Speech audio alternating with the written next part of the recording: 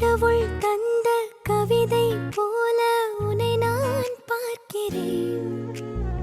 இதற்கும் மேலே என்ன வேண்டும் என நான் கேட்கிறேன். இருவிழியில் இதயம் தூங்க தினசரியும் கனவை வாங்க இனிவனின் இரண்டாம் பாகம் நீ அல்லவா? பேசும் மழையே